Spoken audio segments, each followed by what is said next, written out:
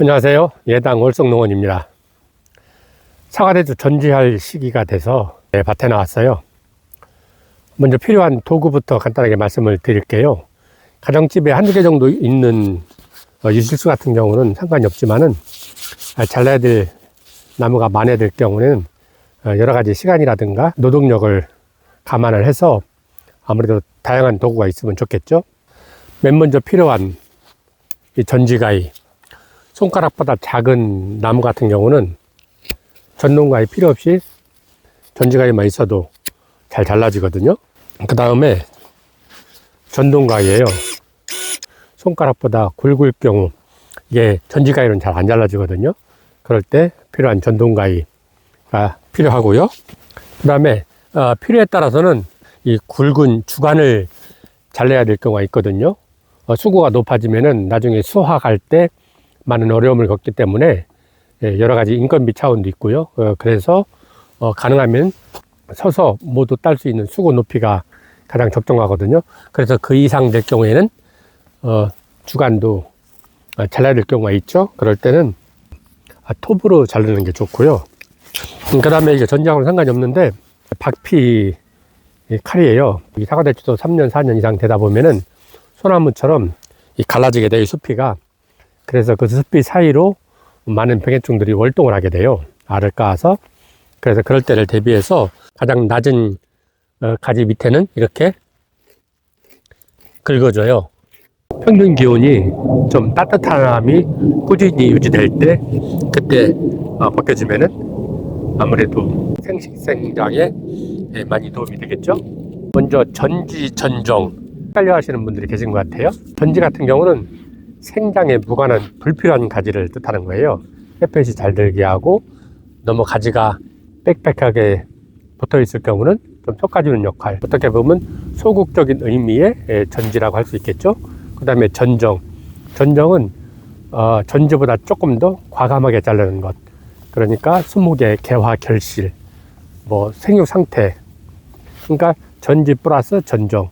근데 요즘은 뭐 굳이 그렇게 전정이다 전지다 따로 이렇게 구분하진 않고 그냥 전정한다. 그래도 뭐 그렇게 틀린 말은 아닌 것 같아요.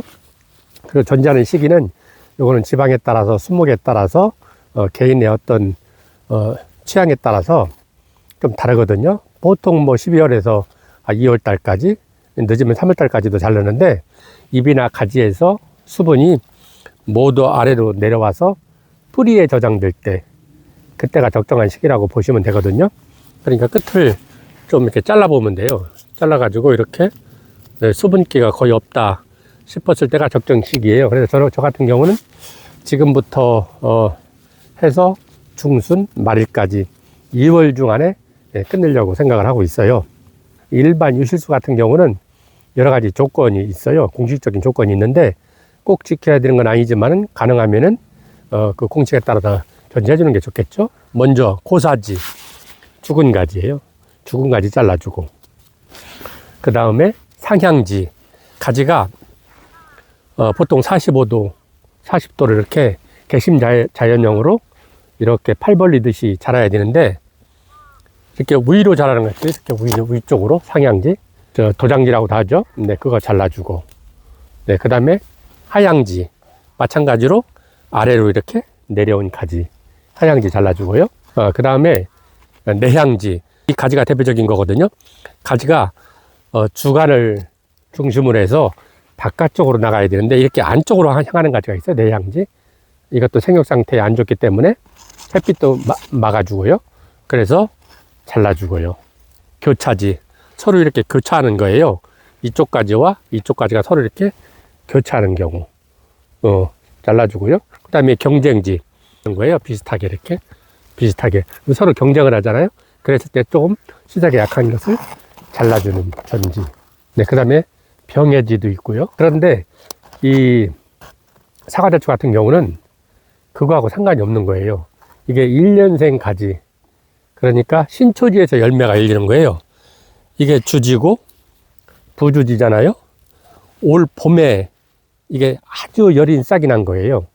그게 5월달, 6월달, 7월달, 8월달 겹치면서 이렇게 커지고 꽃도 피고 열매도 맺게 되고 그래서 수확까지 끝난 거예요.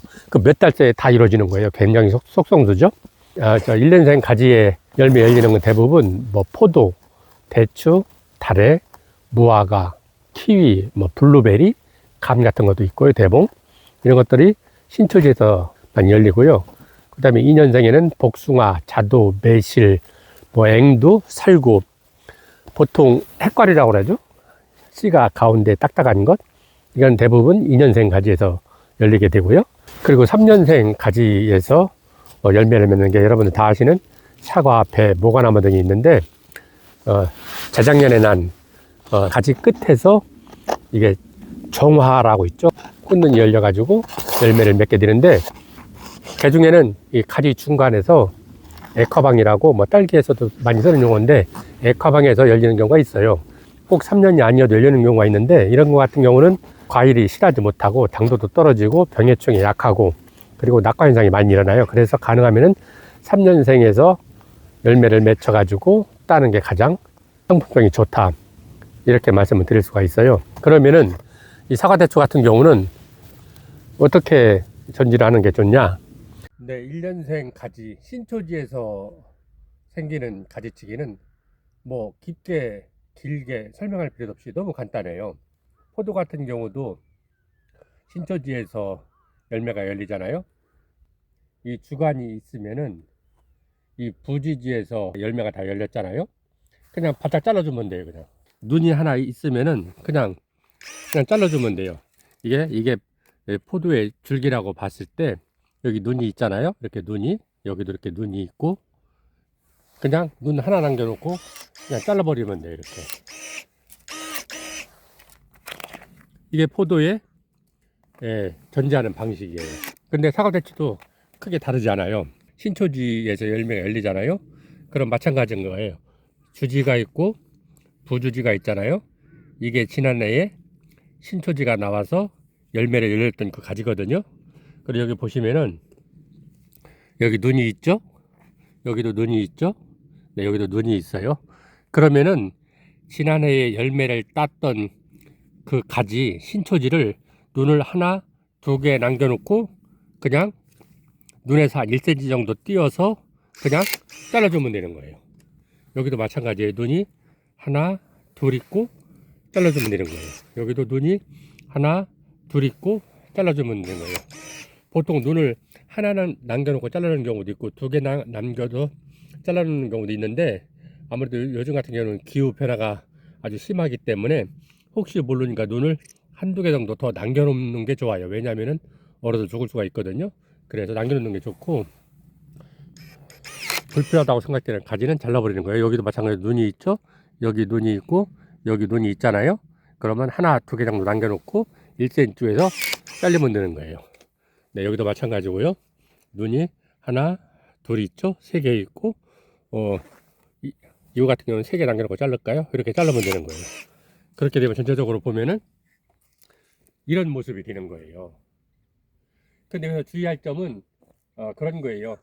공식처럼 무조건 다 이렇게 자르면 되는 거예요. 그런데 보시다시피 옆에 있는 나무, 옆에 있는 사과대추와의 간격이 좀 좁아요. 밀실재배가 되어 있어 가지고, 그런 경우는 이쪽에 있는 가지가 자라고, 지금 물론 잘랐지만 이쪽에 있는 가지가 이쪽에 있는 가지하고 같이 자라면 이렇게 충돌이 되는 거예요.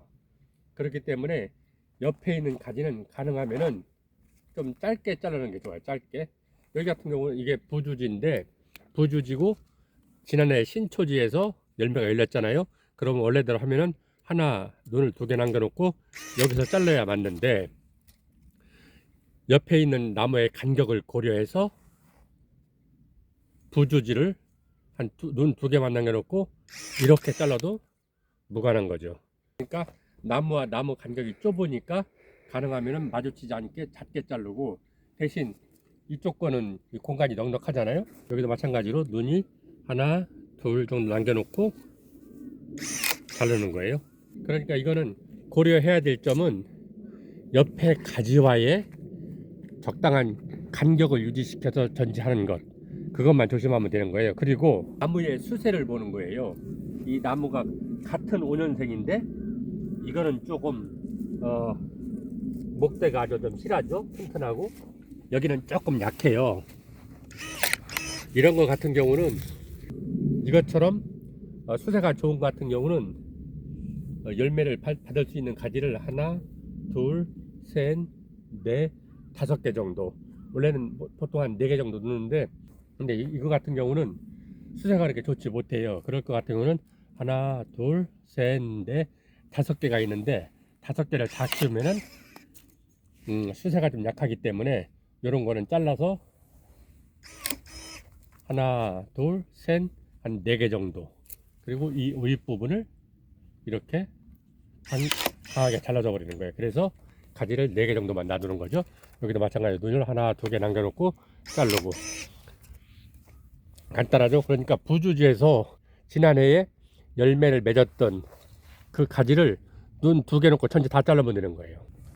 여기도 마찬가지 하나만 더 해볼까요? 여기도 마찬가지 눈을 하나, 둘 있고 잘라주면 되는 거예요. 그런데 눈이 여기 있다는 얘기는 보세요. 눈이 여기가 있죠? 그럼 여기를 잘라버리면은 가지가 이렇게 나오는 거예요. 그럼 어떻게 되겠어요? 내향제가 되겠죠? 안쪽으로 가지가. 그러니까 가능하면은 눈을 이 밑에 쪽에 남겨놓는 거예요. 밑에 쪽에. 그래서 가지가 이렇게 나오게. 그럴 것 같은 경우는 눈을 여기를 받고 이 위를 잘라줘 가지고 눈이 이 밑에서 자라게. 그래서 가지가 이 밑에서 이렇게 나오게. 예, 그것만 유의한다고 그러면은 특별하게 뭐 배우고 문제가 될 게 없다고 생각을 해요. 네, 이것도 마찬가지죠. 옆에 있는 나무와의 충돌을 우려해서 이게 같이 나중에 충돌되겠죠. 같이 이렇게 자라게 되면은. 그러니까 그럴 때를 대비해서 이거 같은 경우는 눈을 하나, 2개 남겨놓고 자르되 대신 가지를 이쪽으로 유도를 해야겠죠. 현재는 지금 눈이 이쪽에 있잖아요. 그러면 가지가 이렇게 나올 거 아니겠어요? 올 봄 되면은. 그러니까 어쩔 수 없이 이쪽에 눈이 없으니까 이쪽 거를 놔두긴 하되 대신 이렇게 유도하면 되겠죠. 그러니까 1년생 유실수는 전지하는 게 너무 쉬워요. 그러다 보면 전체적으로 이런 모습이 되는 거죠.